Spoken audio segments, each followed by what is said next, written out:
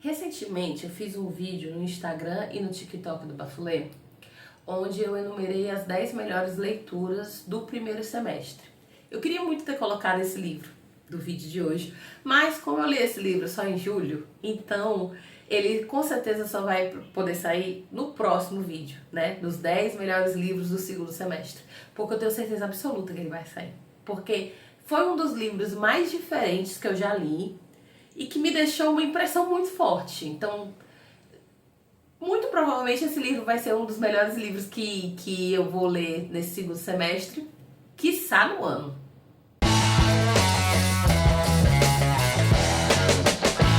O livro dessa semana é Vamos Comprar um Poeta, de Afonso Cruz. Gente, esse livro é maravilhoso. Ele é muito maravilhoso, ele é muito... Nossa, quando eu comecei a ler esse livro, eu fiquei assim, gente, o que é isso que eu tô lendo? Porque é um livro muito surtado. Mas depois que você entende, que você pega, sabe? Aí você... e você entende o quão genial esse livro é. Porque eu achei ele genial. E sabe o que é mais interessante? Ele só tem 90 e poucas páginas. Você lê assim, ó. Você senta numa tarde e lê ele rapidamente. Porque ele, além de ser muito curtinho... Para alguns ele seria até mesmo um conto, né? Tipo, Stephen King tem conto de 200 páginas, mas enfim. Mas ele é um livro muito legal e muito diferente de tudo, né? Primeiramente, eu não vou poder nem dizer o nome dos protagonistas, porque eu não sei o nome da protagonista. E eu não sei o nome dos personagens, porque os personagens não têm nomes, eles têm números. É como se a história se passasse em uma realidade distópica, talvez, não sei, né? Onde... muita coisa mudou, né? Nessa realidade onde se passa a história do livro, as pessoas elas não têm nomes, elas têm numerações, e as pessoas elas só se importam com numerações. É muito doido isso, porque o tempo todo a personagem fala sobre porcentagens, fala sobre estimativas, e a gente também vê que eles são pessoas muito materialistas. É uma sociedade muito materialista, muito consumista. Porque o tempo todo a personagem fala assim, e daí mamãe botou a toalha de mesa, toalha patrocinada pela indústria, não sei o que, não sei o que. E botou o boné patrocinado pela saboneteria, não sei o que, não sei o que. Tudo tem um patrocínio, tudo tem uma publi, sabe? E eles só se importam com números, e nessa realidade extremamente materialista, consumista, que só se importa com dados estatísticos, números, valores e dinheiros, a arte, ela não tem mais importância alguma. E daí você se pergunta, por que é que o nome do livro é Vamos Comprar um Poeta? Porque eles literalmente compram um poeta. A protagonista da história é uma menina. Eu não sei dizer quantos anos ela tem, mas eu vou chutar que ela tem uns 10 anos, sei lá, talvez um pouco mais, não sei. E aí a família dela vai comprar um poeta. Ela chega pro pai dela e diz assim, pai, vamos comprar um poeta? Aí ele, tá, vamos. Porque os artistas, eles são tratados como se fossem animais de estimação num pet shop. Então você chega numa loja e você escolhe. Quando eu digo artista, é bailarino, é pintor, é poeta, enfim, as artes em geral. A arte ela não é mais vista como uma coisa séria. Então você comprar um artista é tipo ter uma diversão, ter uma coisinha pra brincar em casa. E ela tem essa ideia de comprar um poeta. Ela tem um irmão mais velho que ela detesta esse irmão, e o irmão dela diz, ai, que ideia idiota e tal. E aí eles compram esse poeta e levam o poeta pra casa. Menção honrosa aqui, gente, eu preciso falar dessa capa, porque vocês não acharam esse poeta a cara do Fernando Pessoa? Eu não sei se foi intencional, mas deve ter sido. E aí, ela compra esse poeta, e o poeta faz o quê? Poemas, né? É engraçado que os amigos dos pais dela vão lá jantar, e, então você comprou um poeta? E o pai dele, é. Aí, o que ele faz? Aí o pai dele, poemas. Aí ele, nossa! É muito engraçado. Só que o poeta começa a meio que mudar a vida dele, sabe? Porque o poeta conversa com ela, né? Ela pergunta, o que é isso que você está escrevendo? Aí ele vai, usa uma metáfora, só que eles não costumam usar metáforas, né? A sociedade deles não tem metáforas, tanto que ela chama as metáforas de mentiras. Aí ela diz assim, não, isso não é verdade. Ele escreve uma frase na janela, que isso daqui é uma janela. Aí ela, não, mas isso não é uma janela. Aí ele, mas pode ser. Aí ela, não, isso não pode ser, isso não pode ser uma janela, isso daí é uma parede com uma coisa escrita. E aí ele começa a usar metáforas para explicar determinadas coisas, e essas coisas começam a afetar a nossa protagonista. Assim, achei um livro muito louco, assim, porque quando eu comecei a ler, eu fiquei, gente, qual é o objetivo dessa história? Eu tava um pouco perdida, mas depois eu entendi. Eu achei muito interessante a maneira como eles faziam essa crítica de mostrar que, tipo, artistas não têm importância, dinheiro é que tem importância, valores, números, isso é o que importa. E nossa, gente, a vida daquele pessoal no livro era horrível, era ridícula. A vida deles era ridícula, ao meu ver. Porque uma vida sem arte, pra mim, é uma vida pobre. É uma vida pobre, pobre de espírito, pobre de tudo. Não, tá, a pessoa que diz, ah, mas eu não gosto de arte, não. Gosto sim. Tem alguma coisa que você gosta. Você assiste um filme, você assiste uma novela, você escuta música, isso daí é arte. Você querendo ou não, é arte. E aí a vida deles é muito vazia sem arte. Mas a chegada desse poeta começa a abalar as estruturas dessa família. Querendo ou não, ele acaba meio que movimentando um pouco a vida dessa família.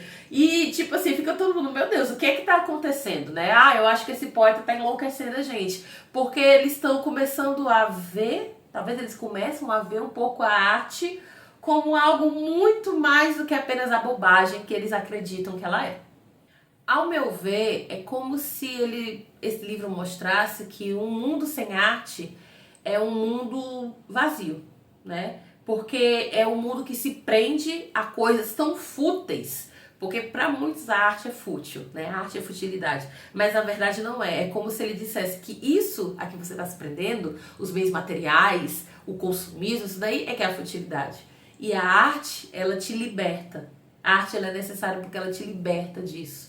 Então ela faz exatamente o oposto. A gente tem no livro personagens que acham que a arte não tem importância nenhuma, mas o ensinamento do livro é exatamente o oposto. A arte é muito, muito importante. E esses personagens eles vão percebendo isso à medida que esse poeta vai se entranhando dentro da casa deles. E olha que é porque ele nem é muito de falar não, viu? Mas as pequenas coisas que começam a fazer muita diferença.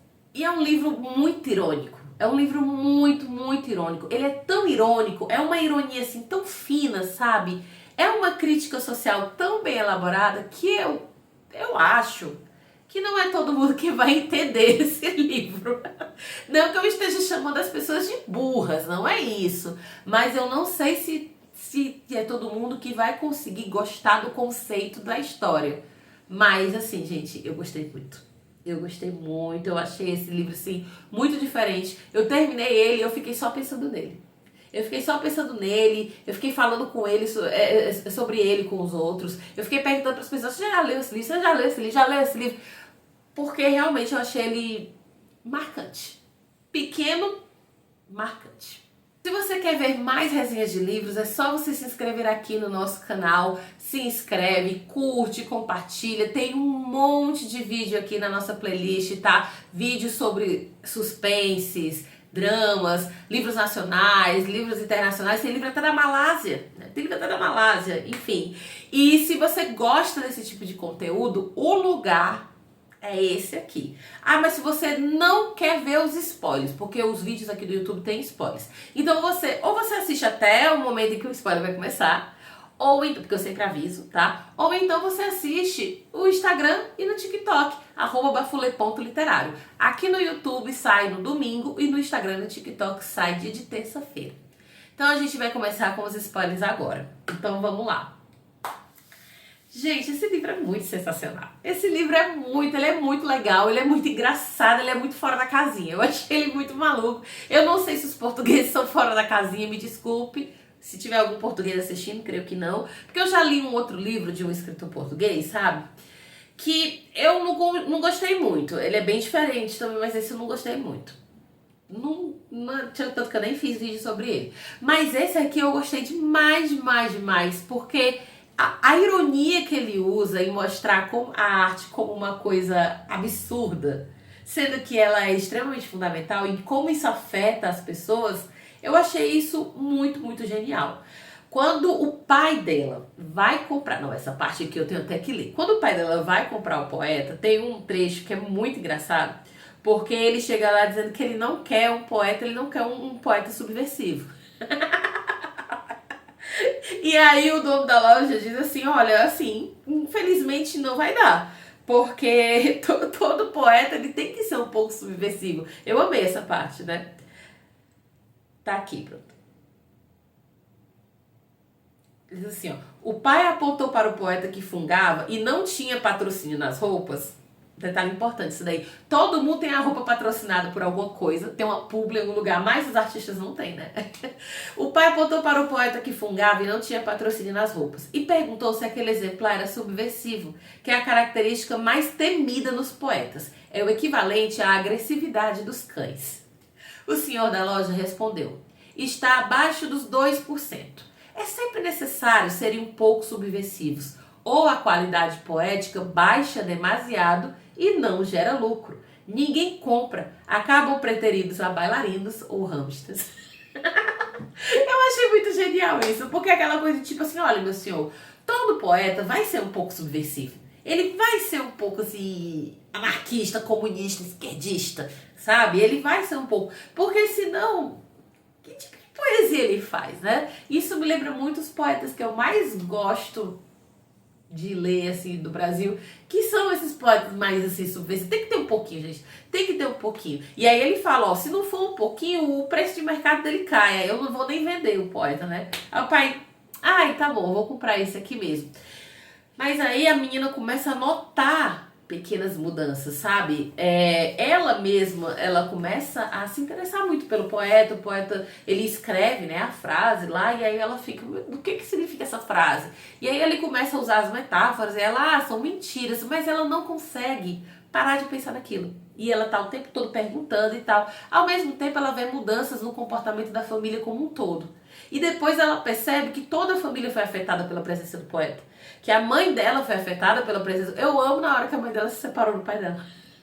Não, simplesmente fez as malas do pai dela e mandou embora. Do tipo assim, vai embora que eu não te quero mais. E depois ela acaba falando, ó, é porque o poeta me fez ver que eu tô presa. Tipo, as coisas que ele falava me fizeram ver que eu estou presa e eu não queria mais estar nessa prisão. Ou seja, ele mudou a vida dessa mulher. Eu amo na hora que ela diz assim, você quer comer o quê, minha filha? Aí ela diz assim, eu quero comer tal coisa. Aí ela, pronto, pensa comigo porque eu cozinho pra você aprender que vai ser a última vez que eu vou fazer comida nessa casa. Eu amei.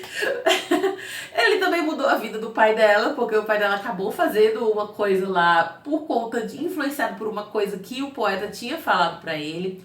Mudou também a vida do irmão dela, que o irmão dela, como na boca dela, ele é o ridículo dela, ou desse irmão dela, e o irmão era apaixonado por uma menina que tem um monte de número, né? Todo mundo tem um monte de número, parece que todo mundo é filho da Grimes com Elon Musk.